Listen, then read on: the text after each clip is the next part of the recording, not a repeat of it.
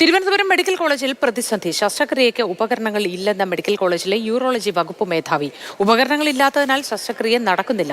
ഡോക്ടർമാർ കടുത്ത സമ്മർദ്ദത്തിലാണെന്നും ഹാരിസ് ചിറക്കൽ ഫേസ്ബുക്കിൽ കുറിച്ചു. അതേസമയം ഡോക്ടറുടെ ആരോപണങ്ങൾ മെഡിക്കൽ കോളേജ് അധികൃതർ തള്ളി. ഇതേസമയം ഈ പോസ്റ്റ് സമൂഹ മാധ്യമത്തിൽ നിന്നും ഡിലീറ്റ് ചെയ്യുകയും ചെയ്തിട്ടുണ്ട് ഇതിനോടകം. അമൽ തേനമ്പറമ്പിൽ വിശദവിവരങ്ങളുമായി ചേരുകയാണ്. അമൽ, ഈ ആവശ്യത്തിന് ശസ്ത്രക്രിയ ഉപകരണങ്ങൾ ഇല്ല എന്ന പോസ്റ്റ് പിന്നീട് ഡിലീറ്റ് ചെയ്യുകയും ഉണ്ടായാൽ എന്താണ് പ്രധാന വിവരങ്ങൾ?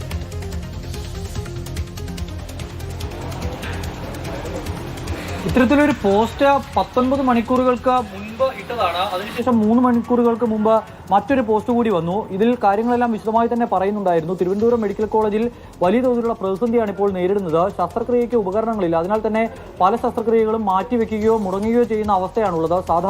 സാധാരണക്കാരായ ആളുകളാണ് മെഡിക്കൽ കോളേജിലേക്ക് ചികിത്സയ്ക്കായി എത്തുന്നത്. അങ്ങനെയുള്ള ആളുകൾ ഓട്ടോറിക്ഷ ഒക്കെ ഓടിച്ച് കിട്ടുന്ന പണം കൊണ്ട്, അല്ലെങ്കിൽ കൂലിപ്പണിക്കൊക്കെ പോയി കിട്ടുന്ന പണം കൊണ്ട് ഇവിടേക്ക് എത്തുമ്പോൾ ഒരു ശസ്ത്രക്രിയ നടത്താൻ പോലുമുള്ള സംവിധാനങ്ങൾ ഇവിടെയില്ല.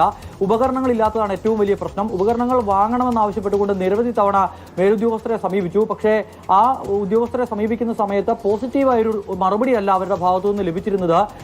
ഈ ഉദ്യോഗസ്ഥരുടെ ഓഫീസുകൾ കയറി ഇറങ്ങി തന്റെ ചെരുപ്പ് തേഞ്ഞു, ഇതെല്ലാം തുറന്നു പറയുന്നതിന്റെ പേരിൽ തന്നെ പുറത്താക്കുകയാണെങ്കിൽ പിരിച്ചുവിടട്ടെ എന്നുള്ളതാണ് പറഞ്ഞു വെക്കുന്നത്. ബ്യൂറോക്രസിയോടെ ഏറ്റുമുട്ടാനില്ല എന്നൊരു കാര്യം കൂടി പറയുന്നു. കഴിഞ്ഞ ദിവസം തന്റെ മകന്റെ പ്രായമുള്ള ഒരാളുടെ ശസ്ത്രക്രിയ മാറ്റിവെക്കേണ്ടി വന്നു എന്നതടക്കമുള്ള വെളിപ്പെടുത്തലുകളും ഈ ഫേസ്ബുക്ക് പോസ്റ്റിൽ ഉണ്ടായിരുന്നു. പക്ഷേ ഇപ്പോൾ ഏകദേശം ഒരു 2 മിനിറ്റുകൾക്ക് മുൻപ് വരെ നമ്മൾ വായിച്ചിരുന്ന പോസ്റ്റാണ്. ഇപ്പോൾ പക്ഷേ ആ ഫേസ്ബുക്ക് പോസ്റ്റ് 2 പോസ്റ്റുകളും ഡിലീറ്റ് ചെയ്തിട്ടുണ്ട്. 21 മണിക്കൂറുകൾക്ക് മുൻപിട്ട മറ്റൊരു ഫേസ്ബുക്ക് പോസ്റ്റ് മാത്രമാണ് ഇപ്പോൾ അതിൽ അവശേഷിക്കുന്നത്. ഈ ഫേസ്ബുക്ക് പോസ്റ്റ് ഡിലീറ്റ് ചെയ്തുവെങ്കിൽ കൂടി ഇതെല്ലാം ഇങ്ങനെ വാർത്തയായിട്ടുണ്ട്. ഇതിലെ കാര്യങ്ങളെല്ലാം കൃത്യമായി തന്നെ പുറത്തു വന്നിട്ടുണ്ട്. അതായത് പോസ്റ്റ് ഡിലീറ്റ് ചെയ്തു എങ്കിൽ കൂടി ഈ കാര്യങ്ങൾ വളരെ ഗൗരവമായി പരിശോധിക്കേണ്ടതല്ലേ? പ്രധാനമായും ഇത് മെഡിക്കൽ കോളേജിലെ യൂറോളജി വകുപ്പ് മേധാവി ഇട്ട ഒരു പോസ്റ്റാണ്. ഗുരുതരമായ പിഴവുകൾ ഉള്ളതായി ചൂണ്ടിക്കാണിക്കുന്ന ഒരു പോസ്റ്റ്. ആരോഗ്യവകുപ്പ് ഇതിനെ എങ്ങനെയായിരിക്കും എടുക്കുക എന്നതല്ലേ ഇനി അറിയേണ്ടത്?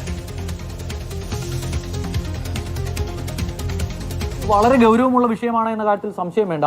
മെഡിക്കൽ കോളേജിൽ ശസ്ത്രക്രിയാ പിഴവുണ്ടാകുന്നതൊക്കെ ഇടയ്ക്കിടയ്ക്ക് വരുന്ന വാർത്തയാണെങ്കിൽ കൂടി ഇതിന്റെ ഗൗരവം ഇത്ര ആഴത്തിൽ പറഞ്ഞുകൊണ്ടുള്ള ഒരു പ്രതികരണം ആദ്യമായാണ് ഉണ്ടാകുന്നത്. അതും ആ സംവിധാനത്തിനുള്ളിൽ നിൽക്കുന്ന, മെഡിക്കൽ കോളേജിനുള്ളിൽ നിൽക്കുന്ന ഒരാൾ തന്നെ. അത് ഏതെങ്കിലും ഒരു ഡോക്ടറോ ഏതെങ്കിലും ഒരു നേഴ്സോ അറ്റൻഡറോ അല്ല, അത് യൂറോളജി വിഭാഗത്തിന്റെ മേധാവിയാണ്. വളരെ ഉത്തരവാദിത്തപ്പെട്ട ആ പദവിയിലിരിക്കുന്ന ഒരാളാണ്, സ്ഥാനത്തിരിക്കുന്ന ആളാണ്. ആളുടെ ഭാഗത്തു നിന്നും ഇത്തരത്തിലൊരു പ്രതികരണം ഉണ്ടാകുമ്പോൾ ആരോഗ്യവകുപ്പിന്റെ ഭാഗത്തു നിന്നും കൃത്യമായ വിശദീകരണം നമ്മൾ പ്രതീക്ഷിക്കുന്നുണ്ട്. അല്പസമയങ്ങൾക്കകം തന്നെ DME മാധ്യമങ്ങളെ കാണാമെന്നുള്ളതാണ് അറിയിച്ചിരിക്കുന്നത്. മെഡിക്കൽ കോളേജിലേക്ക് മാധ്യമങ്ങളോട് എത്താനും ആവശ്യപ്പെട്ടിട്ടുണ്ട്. നമ്മൾ അവിടേക്ക് പുറപ്പെടുകയാണ്. അല്പസമയങ്ങൾക്കകം തന്നെ ആ വിശദീകരണം ലഭിക്കും. അനൌദ്യോഗികമായും മൈക്കിന് മുന്നിൽ അല്ലാതെ ആശുപത്രി അധികൃതരോട് സംസാരിക്കുമ്പോൾ ലഭിക്കുന്ന പ്രതികരണം എന്ന് പറയുന്നത് ഒരു ദിവസം മാത്രമാണ് പ്രശ്നമുണ്ടായിരിക്കുന്നത്. ഈ ഫേസ്ബുക്ക് പോസ്റ്റിൽ പറഞ്ഞതുപോലെയുള്ള ഗൗരവമായ പ്രശ്നങ്ങൾ മെഡിക്കൽ കോളേജിൽ ഇല്ല. ഇതാണ് നിലവിലുള്ള വിശദീകരണം. കൂടുതൽ വിശദീകരണം നമ്മൾ അല്പസമയങ്ങൾക്കകം പ്രതീക്ഷിക്കുകയും ചെയ്യുന്നുണ്ട്. ശരി അമൽ, കൂടുതൽ വിശദീകരണം, കൂടുതൽ ഇതുമായി ബന്ധപ്പെട്ട ഇടപെടലുകളൊക്കെ അല്പസമയത്തിനകം തന്നെ ഇനിയുള്ള ബുള്ളറ്റിനുകളിൽ നൽകാൻ കഴിയുമെന്നാണ് പ്രതീക്ഷിക്കുന്നത്. അമൽ തേനമ്പറമ്പിലാണ് വിശദവിവരങ്ങൾ നൽകിയത്. എന്ത് കാരണത്താലാണെങ്കിലും യൂറോളജി വിഭാഗം മേധാവി ഇത്തരത്തിലൊരു പോസ്റ്റ് പങ്കുവച്ചു എന്നത് വളരെ ഗുരുതരമായ കാര്യമാണ്. അത്രയും ഗൗരവത്തോടെ സമീപിക്കേണ്ടതുമാണ് ഈ വിഷയം.